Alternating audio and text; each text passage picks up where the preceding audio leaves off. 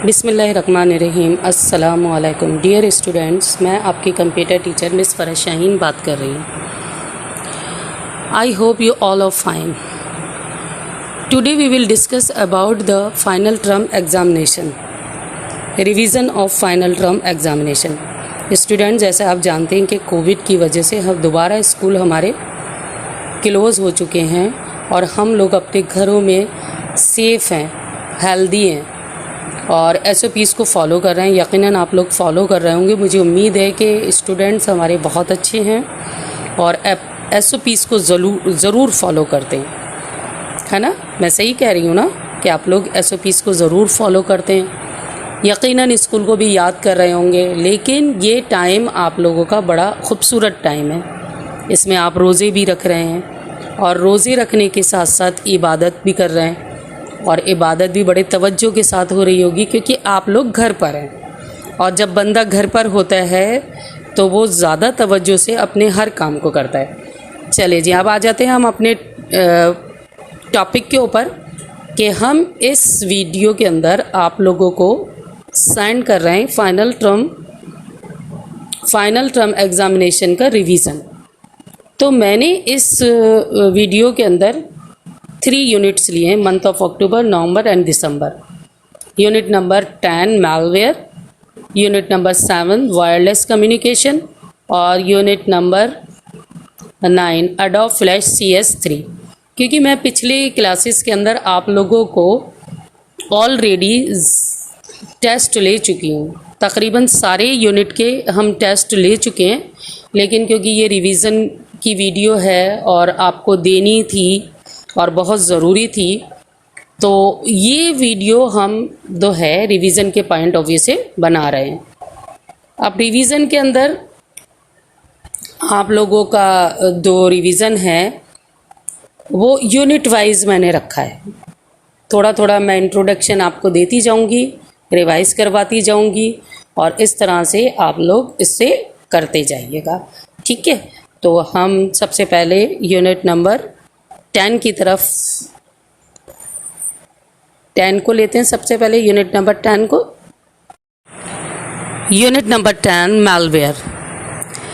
आप लोगों को पहले भी इस यूनिट को मैं समझा चुकी हूँ बहुत अच्छे से और आप लोगों को काफ़ी हद तक हर चीज़ के बारे में इंफॉर्मेशन भी है।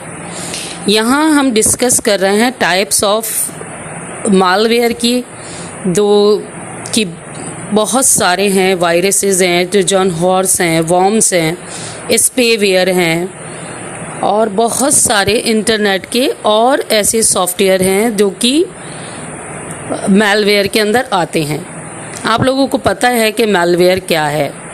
When using a computer system, the hardware and software are at the considerable risk due to internet and external threats and due to misuse and malfunctions. For example, not using hardware protection, each of the voltage stabilizer or other protector and rough handling of the sensitive peripherals can causes of damage due to misuse।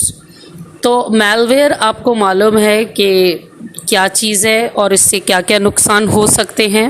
Malicious software जो हैं हमारे, वो malware कहलाते हैं। इनका aim क्या है? Causes harm to system in the some way. नुकसान पहुंचाना है सिस्टम को कुछ तरीक़ेकार से। वायरसेस हैं, वॉर्म्स हैं, ट्रोजन हॉर्स हैं, ये डिफरेंट टाइप के मैलवेयर हैं और डिफरेंट वे के अंदर ये हमारे सिस्टम को क्या करते हैं? फंक्शनलिटी को डैमेज करते हैं। मैलवेयर इस तो हैं, वो बहुत सारे लोगों को इसकी नॉलेज होती है और बहुत सारे लोगों को नहीं होती, तो इसलिए ये हमारे सॉफ्टवेयर को या सिस्टम को नुकसान पहुंचाते हैं। अब इस यूनिट के अंदर हमने मैलवेयर के बारे में डिस्कस कर लिया और ये यूनिट है हमारा बड़ा इम्पॉर्टेंट यूनिट है और इसे काफ़ी अच्छे तरीके से आप लोग समझते भी हैं। अब इसके अंदर 2 एक्सरसाइज दिए, वो एक्सरसाइज है answer the following questions. What is the malicious software, explain briefly with example. अब इस क्वेश्चन के अंदर आपको ये बताना है कि मैलिशियस सॉफ्टवेयर कौन कौन से हैं और इसे ब्रीफली आपने एक्सप्लेन भी करना है। तो पहला क्वेश्चन जो है वो मैंने आपको निशान भी लगवाया था और कहा था कि इसे याद कर लीजिएगा। फिर है question number B, the list of the symptoms that may indicate that a virus is present in your system। ये क्वेश्चन ए और बी हो गया। अच्छा, तीसरा है हमारा इसमें क्वेश्चन कि how can be safeguard against the spread of the computer viruses, spread of the computer viruses. Number D है, why is it important to keep antivirus software up to date. Number D question. और फिर है explain between Trojan horse, worm and viruses briefly. तो इसमें से मैंने a, b और number 2 explain the between Trojan horse and worm and viruses briefly, इसका मैंने आपसे आपका टेस्ट भी लिया हुआ है। अगर नहीं आपको फिर भी मालूम नहीं है तो आप ए, बी, सी, डी और नंबर 2 क्वेश्चन इस यूनिट में से आपने अच्छे से याद करने हैं। मैं पहले ही आप लोगों को बता चुकी हूँ कि ये क्वेश्चन आपके फाइनल में आएंगे। कुछ क्वेश्चन इसमें से शॉर्ट में आएंगे और कुछ इसमें से लॉन्ग में आएंगे। तो आपने पहले ही ऑलरेडी 3 क्वेश्चन याद करने हैं। अब इस यूनिट में से आपको सिर्फ 2 क्वेश्चन याद करने हैं, ठीक है। तो ऑलरेडी यहाँ पर 5 क्वेश्चन है। इन 5 क्वेश्चन में से आपने 3 पहले याद किए हुए और अब 2 आपको याद करने हैं, ठीक है स्टूडेंट्स। तो यहाँ पर आपका ये यूनिट नंबर 10 मालवेयर फिनिश होता है, क्योंकि इसके ऑलरेडी आप लोग जो हैं true and false, fill in the blanks और कंप्लीट द फॉलोइंग स्टेटमेंट आप कर चुके हैं। और इम्पॉर्टेंट टर्म भी हमने आपको जो आपकी विंटर वेकेशन था उसमें दिया है, ठीक है। अच्छा जी, अब आ जाते हैं यूनिट नंबर 7 के ऊपर। यूनिट नंबर 7 है वायरलेस कम्युनिकेशन। वायरलेस कम्युनिकेशन के अंदर हम mobile phones, network, satellite phones और शॉर्ट रेंज वायरलेस नेटवर्क्स किस तरह से यूज़ होता है ये हम पढ़ चुके हैं। टेक्नोलॉजी जो इसमें यूज़ हो रही है वह ब्लूटूथ हो रही है, वाईफाई हो रही है, ज़िगबी हो रही है। और range technology used for short range networks और WiMAX for medium range and wireless network. और इसके एडवांटेजेस और डिसएडवांटेजेस क्या हैं ये हम ऑलरेडी समझ चुके हैं और काफ़ी अच्छे तरीके से हमने इस यूनिट को पढ़ा भी था। अच्छा, इस यूनिट का काम आप लोगों के पास कॉपी में हुआ है, तो आप लोगों ने क्या करना है इस यूनिट के, क्योंकि फिल इन दी ब्लैंक्स आप लोगों ने कर ली हैं, ट्रू एंड फॉल्स भी इसके हुए हुए हैं। अच्छा, फुल फॉर्म मैं आपको पहले ही करवा चुकी हूँ, right the full form of the following. लेकिन फिर भी फुल फॉर्म को आप फिर भी टच में रखिएगा, क्योंकि आ सकती है पेपर के अंदर। भले ही आपके ऑब्जेक्टिव में आ गई हो, लेकिन कभी कभी सब्जेक्टिव के अंदर भी इसे टच कर लिया जाता है। अब आ जाते हैं कि आंसर द फॉलोइंग क्वेश्चंस।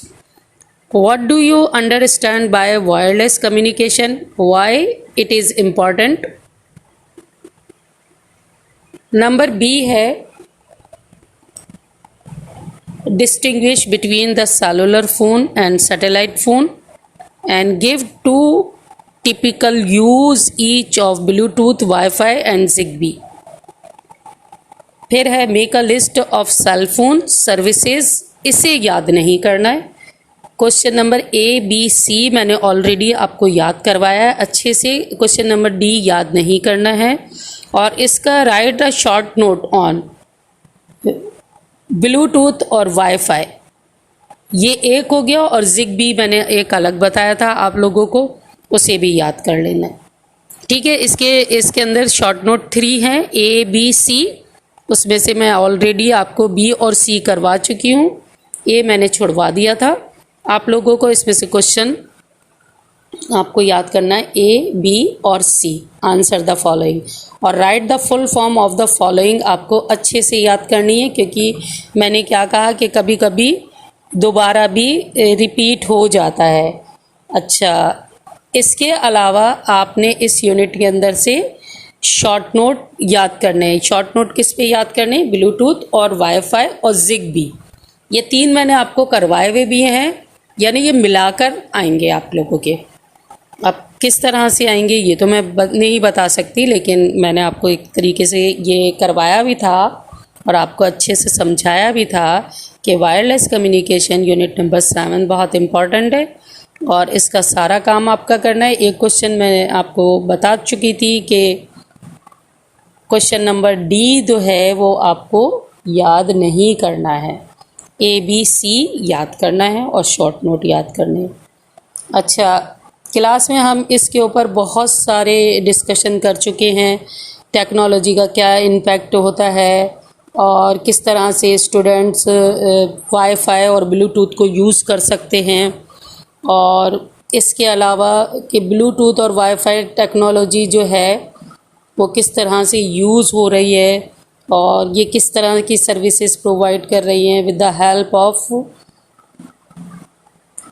अपने जो भी हमारे पास चीज़ें अवेलेबल थी उससे हमने देखा था। इसके डिसएडवांटेजेस क्या हैं, एडवांटेजेस क्या हैं, ये सब भी हम डिस्कस कर चुके हैं। तो ब्लूटूथ, वाईफाई और ZigBee मैं आपको करवा चुकी हूँ। WiMAX for medium range wireless networks, इसका भी एक छोटा सा क्वेश्चन था मेरे ख्याल से 1 या 2 लाइन का, तो वो भी देख लीजिएगा। ठीक है, तरीका ये होता है कि हम यूनिट को अगर अच्छे से रीड कर लें और कुछ इम्पोर्टेंट टॉपिक जो हैं उनको बार बार रिवाइज कर लें तो हमें सारी चीज़ें याद हो जाती हैं। जैसे सैटेलाइट फ़ोन क्या है, इसको अगर हम अच्छे से समझ लें। इसके अलावा technology use for short range networks के अंदर कौन कौन सी हो रही है, इसको अगर हम समझ लेते हैं, इसको रीड कर लें अच्छे से, तो आपका सब चीज़ें क्लियर हो जाती हैं। अब आ जाते हैं कि स्टूडेंट्स आपने पेपर करना कैसे। देखिए, हमेशा पेपर को करने के लिए आपको सबसे पहले क्वेश्चंस को बड़े तवज्जो के साथ रीड करना चाहिए। क्वेश्चंस को रीड करने के बाद आपको जो सबसे अच्छा क्वेश्चन आता है उसको सबसे पहले अटेम्प्ट कीजिए। उसकी हेडिंग्स आपके हैं तो उन हेडिंग्स को बनाइए और उनको अच्छे से लिखिए और नीट एंड क्लीन कर रखिए। हमेशा ब्लू पेन से आंसर देना होता है। क्वेश्चन जो है हम ब्लैक से लिखते हैं, कई बार टाइम नहीं होता है तो हम क्वेश्चन नहीं भी लिखते, लेकिन इस बात का ध्यान रखा करें। ठीक है, तो यहाँ हमारा यूनिट नंबर 7 वायरलेस कम्युनिकेशन ख़त्म हो गया। ठीक है, अच्छा जी, अब यूनिट नंबर 9 है एडोब फ्लैश CS3। इस यूनिट को हम बहुत अच्छे से, मैंने इस पर वीडियो भी बनाई थी और आप लोगों को ये 2 या 3 टाइम्स ये वीडियो सेंड की गई है। दोबारा इस वीडियो को देख लीजिएगा तो आपको आइडिया हो जाएगा स्टार्ट कैसे किया था हमने एडोब फ्लैश CS3 को, और इसमें बहुत सारी हमने फाइलें बनाई थी और सेटिंग्स भी और साइज़ भी, और किस तरह से सेव करते हैं एडोब फ्लैश CS फाइल को, ओपन किस तरह से करते हैं और एग्ज़िट किस तरह से होते हैं एडोब फ्लैश CS3 से, और फ्रेम क्या है, लेयर क्या है और किस तरह से इसको यूज़ किया जाता है, स्टार्ट किस तरह से होता है, इंट्रोडक्शन इसका बहुत अच्छे से मैंने दिया था और काफ़ी चीज़ें मैंने सेलेक्ट करके ये बहुत ज़बरदस्ती मैंने एक वीडियो बनाई थी आप लोगों की, और ये मंथ ऑफ जनवरी में शायद गए, ये उसमें गई, दिसंबर में ही गई है आप लोगों की, क्योंकि उस वक्त भी लॉकडाउन हमारा चल रहा था और हमने ये काफ़ी मेहनत करी थी इसके ऊपर। अच्छा जी, इसके इम्पोर्टेंट टर्म आपने आपकी जो विंटर वेकेशन थी उसमें किया है।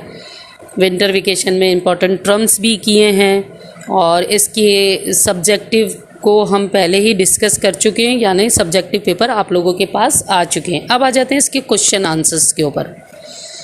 देखिए वहाँ मैंने आपको 2 शॉर्ट नोट बताए। अब यहाँ पर आ जाते हैं फ्लैश CS3 एक शॉर्ट नोट है, एक फ्रेम है और एक लेयर्स है। इनमें से किसी एक को आप याद कर लीजिएगा, 2 वहाँ हो गए, एक यहाँ से आप याद कर लीजिएगा, तीनों में से कोई एक याद कर लीजिएगा। अच्छा, क्वेश्चन आंसर्स को अगर देखें, what kind of software is adobe Flash CS3 professional, कौन कौन से हैं।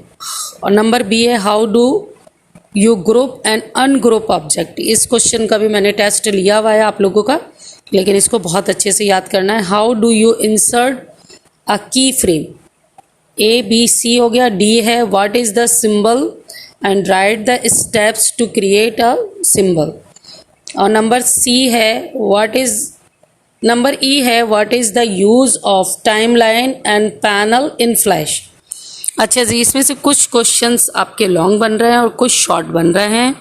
ये मैं नहीं बताऊंगी कि लॉन्ग कौन से बन रहे हैं और शॉर्ट कौन से बन रहे हैं। आप अपने हिसाब से इसको देख लीजिएगा और याद कर लीजिएगा, क्योंकि ऑलरेडी इस यूनिट को काफ़ी अच्छी तरीके से मैंने समझाया हुआ भी है। आप लोगों ने इसके ऊपर काम भी बहुत किया था और वीडियो भी बड़ी ज़बरदस्ती बनी थी इसके ऊपर, और इसे पक्का याद करना है क्योंकि यूनिट तो सारे इम्पॉर्टेंट है। अगर आपके 5 लॉन्ग क्वेश्चंस आते हैं और 5 ही आपके शॉर्ट आते हैं और नोट आता है, तो ये अच्छा खासा आपका वर्क बन जाता है। तो स्टूडेंट्स, इस यूनिट को आपने, यानी मैंने 3 यूनिट आपको दिए हैं। ये अभी आपका 1 वीक है। देखिए ये वीडियो कब जाती है आप लोगों की, तो जिस वीक में ये वीडियो जाएगी ये उस वीक का काम होगा। आगे हम देखते हैं कि कब तक लॉकडाउन हो रहता है। जब तक लॉकडाउन रहता है तो वीडियो तो आपको देनी ही है हमने, और आपको क्या कहते हैं, अपनी स्टडी को कंटिन्यू करना है। अच्छा जी, मैंने पिछली उसमें आपको बताया कि किस तरह से अटैम्प्ट करने क्वेश्चन को अटैम्प्ट करने का तरीका यही होता है जो आपको सबसे पहले होता है। जैसे कि 2 आपके क्या कहते हैं कॉलम होते हैं, जिसमें पहले में होता है कि शॉर्ट क्वेश्चन आंसर्स को पहले अटैम्प्ट कीजिए, तो आप उसमें से 4 या 5 शॉर्ट क्वेश्चंस करते हैं, 4 या 5 लॉन्ग करते हैं। तो ये आपके ऊपर होता है कि आप कहाँ से स्टार्ट करते हैं, अपने काम को कहाँ से स्टार्ट करते हैं। यानी अपनी कॉपी को जब आप स्टार्ट करते हैं तो सबसे पहले अपना नेम लिखते हैं, रोल नंबर लिखते हैं, सब्जेक्ट लिखते हैं, डेट लिखते हैं, टीचर्स का नाम लिखते हैं। ये सारी तो फॉर्मेलिटीज़ हैं जो आपको कॉपी के अंदर फिल करनी होती है। लेकिन इसके साथ साथ आपने जो सबसे पहला काम करना होता है, 2 क्वेश्चन आपको सबसे अच्छा आता है, आप सबसे पहले उसे अटैम्प्ट करते हैं। मेरा पॉइंट ऑफ व्यू ये है। तो हमेशा ये याद रखिए कि कभी भी किसी यूनिट को समझना है तो उसे यूनिट को 4 से 5 दफ़ा पढ़िए। ज़्यादातर बच्चे यही नहीं करते, वो एक वर्बली उसे चेक करते हैं, टीचर ने समझा दिया, थोड़ा बहुत उन्होंने देख लिया। लेकिन अगर आप किसी भी सब्जेक्ट में बेहतरीन नंबर लाना चाहते हैं तो आपने एक यूनिट को 4 to 5 टाइम रीड करना है। रीड करने के बाद अगर आपको कोई चीज़ नहीं समझ में आती तो उसको अंडरलाइन कर लीजिए और टीचर से समझ लीजिए। ये एक तरीका होता है। और जो क्वेश्चंस नहीं आ रहे हैं उनको आप कर लीजिए, उनको अंडरलाइन कर लीजिए, अपनी टीचर से डिस्कस कर लीजिए। तो वॉइस मैसेज भी आप ये काम कर सकते हैं कि अगर आपको समझ में ना आए या कोई भी और बात है तो आप उसे देख सकते हैं। लेकिन काम जो है वो तरीके से ही करिए कि टाइम इतना खूबसूरत है स्टूडेंट्स कि आप सोच नहीं सकते कि आप इसमें क्या कुछ सीख सकते हैं। यानी आपके पास अगर एनवायरनमेंट है, आपके पेरेंट्स आपको परमिशन देते हैं या आप अपने पेरेंट्स के साथ बैठते हैं, तो अपना लैपटॉप लीजिए और गूगल पे जाइए और अपने मनपसंद टॉपिक्स के ऊपर वर्क करना शुरू कर दीजिए। एक तो ये तरीका है। दूसरा ये कि कुछ शॉर्ट कोर्सेज के भी हो रहे हैं, उनको आप कर लीजिए, लैंग्वेजेस के कर लीजिए और अपनी इम्प्रूवमेंट लेकर आइए जिन सब्जेक्ट के अंदर आप अच्छे नहीं हैं। अच्छे जी स्टूडेंट्स, यहाँ हमारी देखिए, मैं ये तो नहीं कहूँगी कि पूरी कंप्लीट तैयारी हो गई। आपको ऑब्जेक्टिव पेपर दे दिया गया है। सब्जेक्टिव पेपर के ऊपर हम डिस्कशन कर रहे हैं अभी। तो आपका देखिए मंथ ऑफ अक्टूबर, नवंबर और दिसंबर इस वीडियो के अंदर कवर हो गया। Creating web page using HTML, ये यूनिट नंबर 8 और यूनिट नंबर 9 की मैं काफ़ी तैयारी करवा चुकी हूँ। यूनिट नंबर 11 MS पब्लिकेशन 2007 हमारा लास्ट यूनिट था, जो ऑलरेडी आप लोगों को याद है। इसके क्वेश्चन भी बहुत शॉर्ट थे और ज़्यादातर इसके भी क्वेश्चन बहुत ज़्यादा बड़े बड़े नहीं हैं। क्रिएटिव वेब पेज मैं काफ़ी अच्छी तरीके से करवा दी हूँ। यूनिट 8 और 9 को हम लेकर चल रहे थे, तो रिवीजन मैलवेयर का नहीं हुआ था, वायरलेस कम्युनिकेशन का भी हो गया था, एडोब फ्लैश CS3 का भी हो गया था, और क्रिएटिंग वेब पेज HTML भी मैंने करवा दिया था। और MS पब्लिकेशन 2007 के तो ऑलरेडी कम है, तो आप लोगों का ये यहाँ पर तकरीबन सारा काम हो जाता है। अगर नेक्स्ट वीडियो के अंदर हम देखेंगे कि हम क्या आपको भेजते हैं। आपने अपनी तैयारी मुकम्मल रखनी है, कंप्लीट रखनी है। कोई भी चीज़ समझ में ना आए तो आप हमें मैसेज करके, इंडिविजुअल मैसेज करके पूछ सकते हैं। और आप अपने घरों में सेफ हैं, बाहर नहीं जाइए, क्राउड से बहुत दूर रहिए। देखिए ये है, बीमारी है, ऐसा नहीं है कि ये कोई मजाक चल रहा है। तो इसलिए मैं स्टूडेंट से यही कहूँगी कि देखिए गेम्स वगैरह जो हैं जिसमें आप बहुत सारे लोग इन्वॉल्व होते हैं, वो ऐसी जगहों पर ना जाइए, जहाँ क्राउड है वहाँ ना जाइए। और मास्क पहनिए, सैनिटाइज़र का यूज़ करिए। सैनिटाइज़र से भी अच्छा है कि आप अपने अच्छे सोप से अपने हाथ को 2 से 3 दफ़ा वॉश कर लीजिए। ये सबसे अच्छी प्रिकॉशंस होती है। मास्क ज़रूर लगाइए, क्योंकि आप देखिए कि मैं हमेशा मास्क लगाती हूँ, मैं बिना मास्क के नहीं रही हूँ। और ये है जाहिर सी बात है, जो लोग इसको फॉलो नहीं कर रहे हैं, देखिए हमें अपने अंदर जो जरासीम है वो अपने पास ही रखने हैं, किसी को दूसरे को नहीं देने। तो आप इस तरीके से कोशिश करें कि कोई दूसरा आपसे हर्ट ना हो। तो आपने क्राउड वाली जगह पर नहीं जाना, और बहुत घरों में लोगों के नहीं जाना, और अपने घर में ही रहना है, सेफ़ रहना है। घर पे सेफ़ है इंसान, अपने घर में एक्टिविटीज़ करिए। क्या करेंगे, इतना क्रिटिकल टाइम है, इसे गुजारना तो है ना, खुशी से गुजारें, या कुछ आपको परेशानी हो रही है या कुछ हो रही है अपने बहन भाइयों के साथ ही, लेकिन उसमें भी आपने अपने हाथों को वॉश करना है। ठीक है। अल्लाह हाफिज़ स्टूडेंट्स। आई होप आप मेरी बात को समझे होंगे। आप हमेशा मेरी बात को समझ जाते हैं। थोड़ी नॉटी है, 8th A बॉयज़ की बात कर रही हूँ, और हमारी गर्ल्स तो बहुत ही ज़बरदस्त हैं, बॉयज़ भी बहुत अच्छे हैं, मैं ये नहीं कह रही, लेकिन थोड़े से नॉटी हैं, काम थोड़े से देर से करते हैं ना। चलो कोई बात नहीं, तो फिर हम नेक्स्ट वीडियो में फिर हमारी मुलाकात होगी। टिल देन अल्लाह हाफिज़। अल्लाह हाफिज़ स्टूडेंट्स, अल्लाह हाफिज़।